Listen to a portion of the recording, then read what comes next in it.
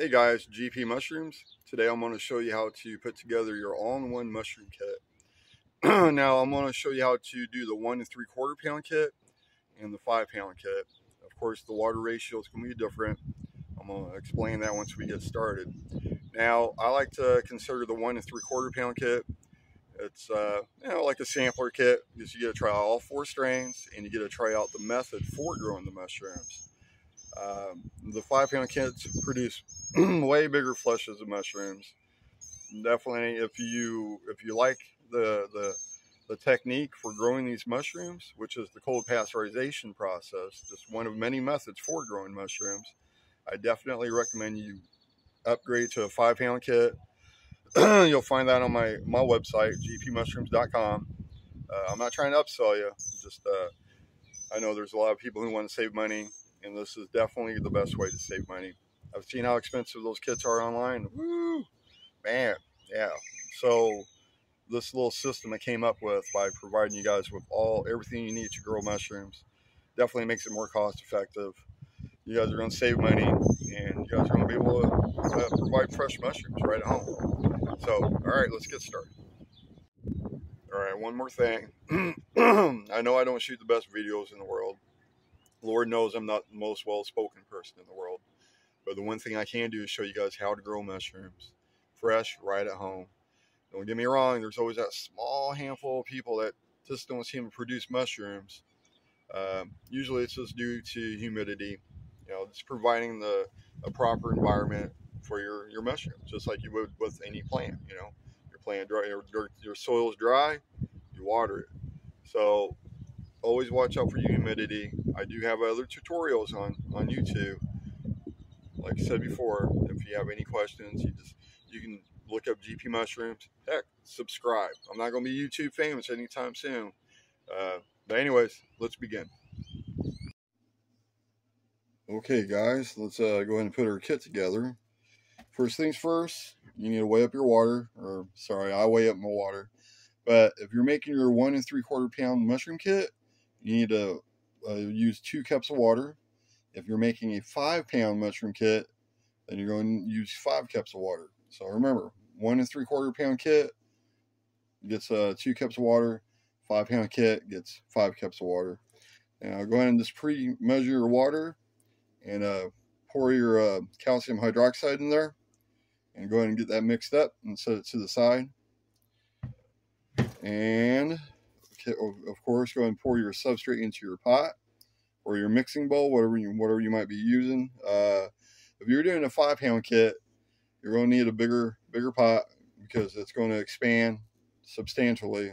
These small kits, you can get away with using a pretty small bowl. I mean, don't get me wrong, it's going to do some expanding, so don't use too small of a bowl.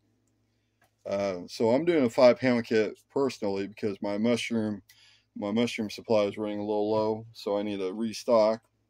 So go ahead and pour your water into your pot and kind of mix it around a little bit. Just kind of get it submerged.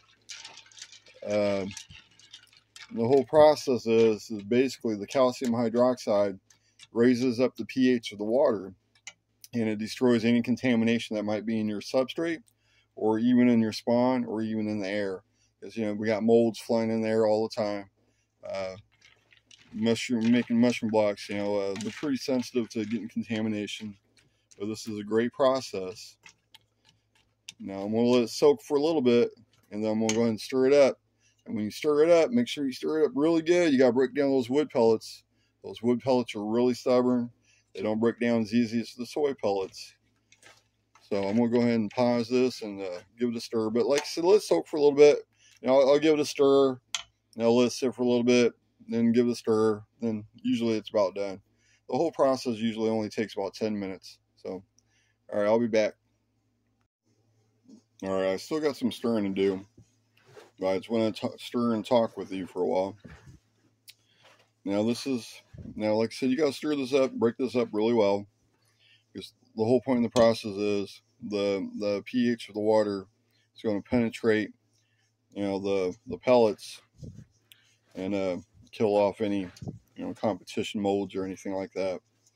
After you're done with your block, and we got our block put together, Now you're going to put your blocks in place where it's 72 to 77 degrees Fahrenheit, no direct sunlight, and just let it sit for a bit. I guess it's going to colonize. I'm sorry, it's late. I'm tired. But like the 1 3/4 pound kits, your pink and your yellow will normally be ready to fruit, will be fully colonized within 1 week. Your white and your blue will be fully colonized in 2 weeks. Those are your 1 3/4 pound kits. Your 5 pound kits, which like I said before, will produce a way bigger substantial amount of mushrooms. Usually about a 1/4 pound or to a pound of mushrooms compared to the 1 3/4 pound kits. Anyways, the pink and the yellow for the 5 pound kits will be ready to fruit within 2 weeks, and the blue and the white will be ready to fruit in 3 weeks. And the mushrooms are going to grow out of the holes that we end up placing in the side of the bags. So when the blocks are fully colonized and ready to fruit, just go back to my website, gpmushrooms.com, and go to my box tech. And that's how you're going to fruit your mushrooms. You don't have to cut an X in your plastic, like I said before. And the mushrooms are just going to grow right out of the holes that you will be placing in the sides of the bag. Also, gnats are highly attracted to this stuff. Okay, and once your mushroom block is done and you're ready to put it somewhere to let it colonize, get a paper towel, put a little oil on there, and just put a very light coat of oil over the holes on both sides, and that'll keep the gnats off. They'll land on there and they'll die. Because gnats, like I said, gnats are highly attracted to this mushroom blocks. A lot of mushroom growers start growing and then they lose everything to gnats. They'll lay eggs, the maggots will start tunneling around everywhere, and then they'll even tunnel into the mushrooms. So definitely beware of that. All right, I'm gonna finish stirring this up. Well, okay, actually I'm finished. Sorry, it's like 3 o'clock in the morning. It's been real busy. Now here's your mushroom spawn. Now it's gonna look different from time to time. Sometimes it's gonna look like plain grain, like this one's a sawdust spawn, and sometimes it'll either be fully colonized, like all white, and the pink will normally start turning pink. That's perfectly fine. Even if like you let your bag sit and mushrooms are growing out of your bag, just rip the mushrooms off and just use what's inside the bag. It's perfectly fine. So just go ahead and break up your spawn inside your bag and go ahead and start dumping it into your substrate. And sometimes if it's just a big old solid chunk of mycelium, you can just rip it to pieces with your hands. It's not going to hurt any. It won't, because like I said, the pH is high on the substrate. It'll be high for a while, so it's safe to work out in the open. That's another advantage of working with cold pasteurization. You don't need no fancy equipment. You can work right out in the open. You don't need no filters or HEPA filters or anything like that. You guys might not know about all that, but there we go. It's good and mixed. I usually try to get in the little corners a little bit more. All right, now I'm gonna go ahead and bag it. All right, now once you start bagging your substrate, go ahead and push the substrate down a little bit. It don't have to be super hard, just kind of firm. And get your rubber band. I love these little black rubber bands. They're actually very, very durable. I've only lost maybe 3 out of 1,000 so far, so it's one of my favorite rubber bands to use. I used to use twist ties, and you want to talk about pain in the butt. All right, now make sure this plastic is nice and tight against your substrate. And now the reason for this is you don't want your mushrooms to grow randomly behind the plastic. I mean, don't get me wrong, sometimes it does happen. And never lift your block up by the top, this excess plastic at the top, because it's just going to make space between the plastic at the top, or between the substrate and the plastic at the top. And then the mushrooms sometimes majority of the time will grow between that space that you gave it. So keep that plastic nice and tight. When you're putting your rubber band on, kind of work it down as you're sitting there twisting and flipping and flopping it. I mean, if you watch what you're doing, if you look really close, you just kind of work that rubber band down. And that's going to help keep that plastic nice and tight against your substrate. The yellow oyster mushroom is majority of the time it likes to grow behind the plastic. It's the strain I have is a nice wild strain of yellow oyster mushroom, and boy, it's really aggressive. But the flushes of mushrooms it gives are amazing, especially with the 5-pound kits. I mean, you'll see with the small kits, you're going to be pretty impressed with that too. I do have other tutorials available on my website, gpmushrooms.com. Okay. And on YouTube, if you just look up GP Mushrooms, you're going to find my other tutorials. So, you know, if there's any questions like when to harvest your mushrooms, how to fruit your mushrooms, like I said, use my box tech. I got the main videos that you will use are going to be on my website. Okay, anyways, let's go ahead and poke holes. You're going to see some holes already, this plastic's already perforated with some holes. I kind of do that, and sometimes customers do forget. But a little bit of a bigger hole will help make this block colonize a lot nicer. Now, as you can see, I'm just kind of doing a little circle. I'm kind of sticking with the little perforation that I already have in the plastic. So that's one side. Now wipe it off. And just a little circle. And like I said before, the mushrooms will just start growing around all the holes. And that's actually, this is a great method for growing mushrooms. I've been doing this for over 15 years without fail. Don't get me wrong, nothing's 100% in life. So, you know, sometimes they just don't, you know, sometimes bad things do happen with mushrooms. You know, that's for sure. Just like life, right?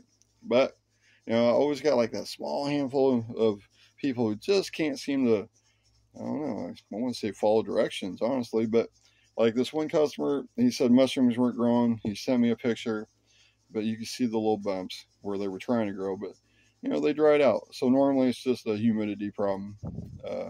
People are just not keeping that humidity up. All right, well, I'm gonna mark it. This is a 5-pound block, so I know this block will grow in 2 weeks from today. So as soon as my 2 weeks are up, I can just go ahead and stick this in its fruiting condition and start misting it with water.